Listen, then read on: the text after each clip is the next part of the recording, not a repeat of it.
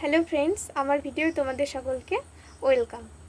তো চলো আমার স্টাডি রুটিনটা তোমাদের সঙ্গে শেয়ার করা যাক।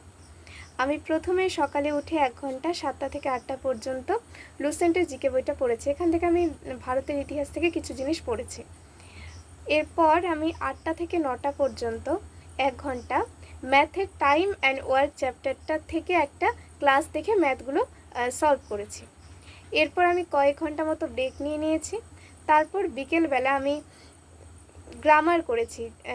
তরুণ গ্রোভার স্যারের একটা ক্লাস দেখে 1 ঘন্টা আমি গ্রামারের ন্যারেশনের কিছু কোশ্চেন প্র্যাকটিস করেছি। এরপর রাত্রেবেলা আমি ব্ল্যাক বুক থেকে ভোকাবুলারিগুলো রিভিশন করেছি আর 1.5 ঘন্টা মতো কিছু জিকে খাতায় নোট করেছি আর কিছু জিকে আমি পড়েছি।